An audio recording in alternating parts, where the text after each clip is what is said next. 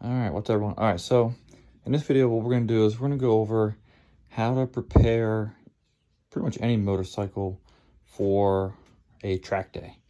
Now, obviously, this is a 2016 R1S, so if you have a Suzuki or Kawasaki or Ducati or something else, you might have some differences, but the concepts are the same. So we'll go ahead and walk around initially and just kind of like look at everything, look around, make sure things are tight, nothing's falling off, just initial look at the tire tread, make sure tire treads are good. I'll look at the chain, slack, shock, make sure, again, just kind of feeling everything, making sure everything's nice and tight. Nothing's coming loose. Look at front. Now this front tire is probably, see if I can find a tread bar. So there's a tread bar. It's kind of hard to see here. It's not a lot of life left on. These tires have about 4,700 miles on them. These are the original ones. When I got the bike, and actually held up pretty good, and I've definitely done about 10 track days on them, so they're holding up pretty good. I'll look at the rotors, make sure they're not, make sure they're within spec. Check the brake pads. I don't necessarily take it off, but if it's hard to see on your bike, like what, like mine, I can see down in here. I can see them down there. Plus, I know I just changed them a couple weeks ago with brand new EBC brakes, so I know that they're good. But if you can't get down there and see on your bike, you may have to take the calipers off to see them. Obviously, a tech, they're not going to take your calipers off and do all that kind of work. But for your safety, you're going to want to know that. So I'll also come over, do the brake handles, make sure it's working, twist the throttle, make sure that it returns. Now, again, this is going to be stuff that they're doing. You're going to make sure your clutch lever works and releases, no binds in the cable. So that's the outside part. And they will check your chain. They'll look down here and make sure that there's not too much slack or, too much or not enough slack. And they can flag you for that. So once that I go over all those simple pieces, the next part is going to be getting rid of some of the stuff that you can't have on the bike whenever you're going out track. Now, some of the stuff you can, it depends on what kind of work you want to put into it. So mirrors, you can technically leave them on. On my mirrors, if I decided to leave them on, and I'd probably keep them in upright position, if I decided to keep them on, I would have to tape off all of this, and I would have to tape up all of my mirror. The reason being, you don't want broken mirror glass or plastic glass and lights going all over the place if you were to go down for some reason. So for me personally, I take my mirrors off. I don't keep them on. It's literally 2 bolts and this plastic piece to come off. And I'll show you how I do that in a minute. But the next other things that we have to do is anywhere that there's a light. So on the front on mine, I got the 2 LEDs for the 2 LEDs here and the 2 headlights, high and low beam. So these will just get taped off for me. I'm not going to try to take them out. This isn't a full-on track bike. I do ride this on the streets, so I do not want to remove them. So I'll tape these off. And then coming to the back, you will also need, and again, this depends on your bike, you'll need to tape off your brake lights, I have tucked turn signal lights, so if you have the original orange ones that stick out the side, you'll need to either remove them or tape them off. So I'll need to tape this off, and this off, and then the brake light in the back. So what we'll go ahead and do is we'll go ahead and I'll show you how I remove the mirrors on my bike. Again, this is only going to apply if you have an R1 15 plus. It should be the same process if you have Suzuki, Kawasaki, older Yamaha. It's gonna be slightly different, but so we'll show you how to remove these then. To remove, oops, sorry about that. In order to remove the mirrors on this bike, 2015 and up Yamaha R1, you're gonna need a good old 10mm socket. You can use a skinnier one. I have the longer one on, but you can use a skinny, or I should say shorter 10mm as well. You are also going to need a 4mm Allen head. So the Allen head, there's a bolt right here. That is your Allen head. There's also a push pin clip back here, and you can actually use this Allen head to remove that pin as well. So let's go ahead. We'll remove the pin and the Allen head, and then we'll get this plastic piece out of the way, and I'll show you what to do from there. So in order to remove this pin, you can take your Allen head, you can take a pick, a small screwdriver, whatever you want to use. I just use Allen head because then I only need 2 tools to do this job. So all you do is in the center, in the center, you just push down on it, and then that releases the clip, and now it's loose. And now I'll just pull it out of the way. That way it's not falling down into somewhere and I have to chase it down. And the next thing you have to do is get the 4mm Allen head screw.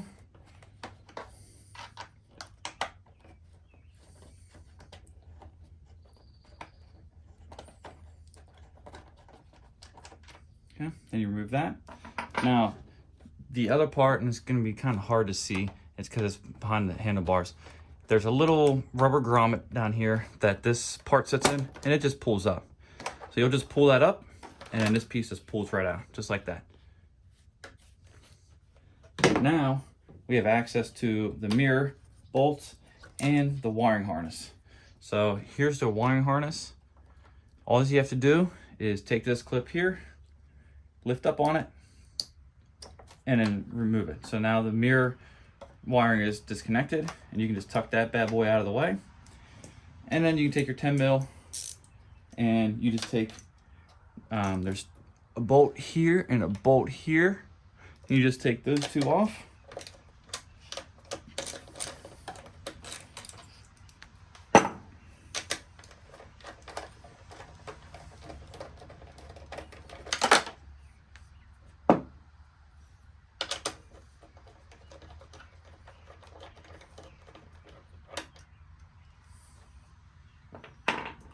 And now the mirror is ready to be removed.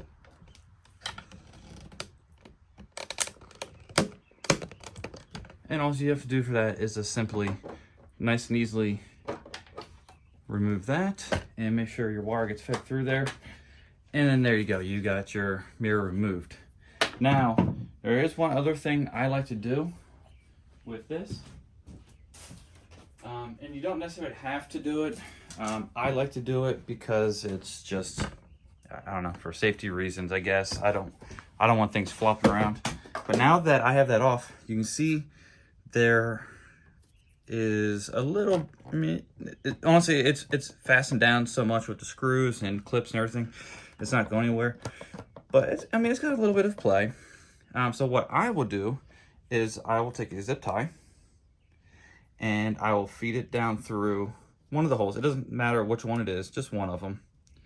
Feed it down through, and then I will come back up through where the wire plug was. Trying just one-handed here. Bring that up through, and then I'll just zip tie that together. And then what it'll do is it'll ensure that this part of the shield isn't flopping around. Now, if you have a mirror block-off plate, or if you already have some other style of like an NRG turn signal light conversion, then you really don't have to do any of this work. But and honestly, like I said, this part really doesn't need to be done. This is just for extra precaution on my end. So once you have that, then the next thing we can do is obviously repeat the process on the other side, and then we'll start taping off everything. So let me finish this side up, and then we'll start taping everything off. Okay, so one thing I forgot to mention, obviously once you get the mirrors off, you want to put your cover back on. Again, it's just a reverse process, and again, this is only for 2015 to plus R1. If you have other bikes, your process may be a little bit different, but same concept. So, but you want to make sure you put your plastic piece back on then. So in this case, I had to put the clip back in, the Allen head, and then pop it back down into the rubber grommet there. Now we're ready to do taping off our remaining lights. All right, so now what we need to do is tape off. In the front, we gotta tape off the headlights, turn signal lights. If you have, if your motorcycle has the original reflectors, if you have additional lights, anything that is gonna be lit up or potentially break off if you were to crash, you're gonna want to tape off. The side reflectors, I don't know if they'll mark you, but just to be safe, if you do have the original markers, I would probably tape them off just to be safe. So what I like to use is Gorilla Tape. You can use duct tape. I used to get all fancy and have white, black, and red duct tape to match everything, but now I just use black to make everything blend in. So I'll go ahead and kind of eye up the front headlight here about how much I'll need, and I try to make it kind of nice and neat. I know we're not going for no beauty pageant here, but at the end of the day, I still want it to look somewhat decent. So we'll go ahead and mark that like that. Now, you may hear some people say, well, why don't you just disconnect the fuses and you won't have the lights coming on. I mean, you can certainly still do that. I don't disconnect any fuses because it's just one extra step to do. But the main idea of the tape is to, in case you crash and glass breaks, at least the tape will hold it together. So you're gonna want to use a decent size tape. You know, you can use blue masking tape. You don't have to use duct tape. You don't have to use Gorilla Tape. Blue masking tape, I've seen plenty of bikes get past with that. I just like this is just because it looks nicer. I can pick other colors if I want to. But that is another thing. If you want to remove the fuse so your lights don't come on, that's fine. But with this tape here, it's not going to be seen through. Blue masking tape, you're going to have to put a lot of layers on, so it's thick enough to not shine through. This here, one layer is going to block out the light. So that's just one other thing to consider too. I had a little bit of area down at the bottom that wasn't covered up. So put that guy on there. And we'll go ahead and repeat the process on the other side.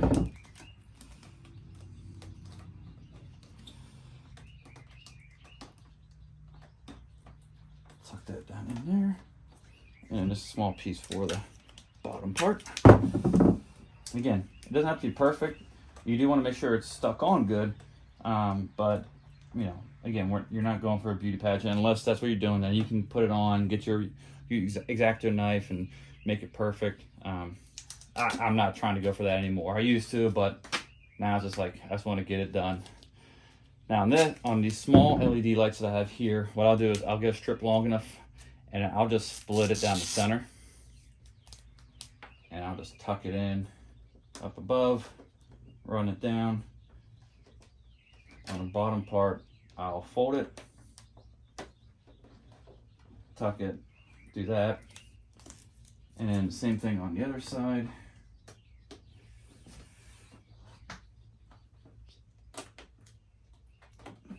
Tuck it, fold it, hold it down.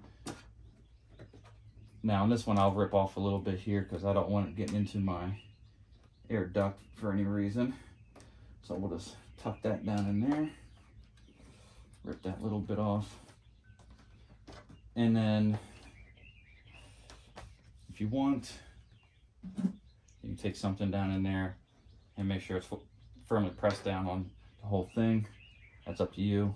I'm just using a plastic butt connector so I don't scratch any paint or anything. But you can use whatever you want to do that. So there's the front. The front lights are all done on my bike in particular, the R1. Now all I have to do is go to the back,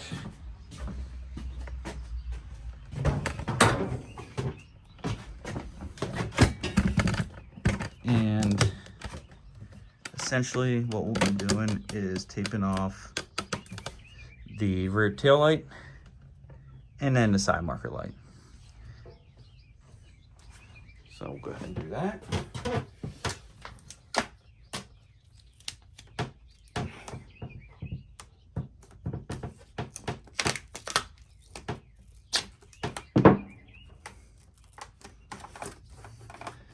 And I like to overlap on the edges.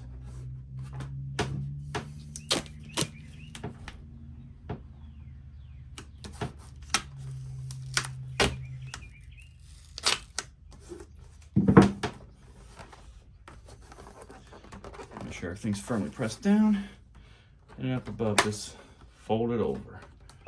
Again, you can, if you want, you can get an X-Acto knife and cut it, everything smooth. You can do that. Isn't necessary. And same thing as like on the front LED lights. I'll measure out these back turn signal lights, split tape, and wrap that around, and then just fold everything over. Again, just tuck that in there, wrap it around, and just fold everything over.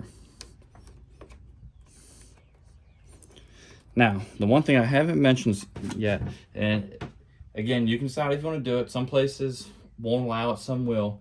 But to be safe, to try to cover the bases of all the different kinds of track day organizers, I also take off my license plate.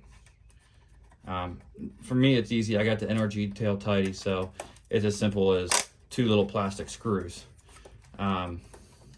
Yours might be a little more difficult.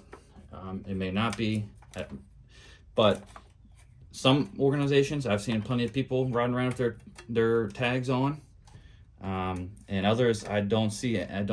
They say not to use them. I take mine off just to be safe, because the last thing I'm going to do is take a minute on track day to mess with this when we already have so many other things that's going on. So I just go ahead and take it off. And again, it only takes a couple seconds in my case, but it's up to you. So once that's off, and we've already gone over the bike, we went over to make sure chains are good, brakes are working, throttle snap back, nothing's loose on the bike. Chain's good, sprocket wear's good, slack in the chain's good. Everything is functioning as it should. Your brake pads, all that stuff is good.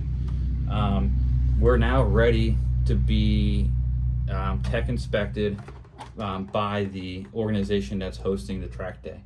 So I hope this was helpful. If it was, give it a thumbs up, and leave a comment down below if you have a certain bike, a Kawasaki, Suzuki, Ducati, that you would like to know maybe a little bit more of how you can prep that bike.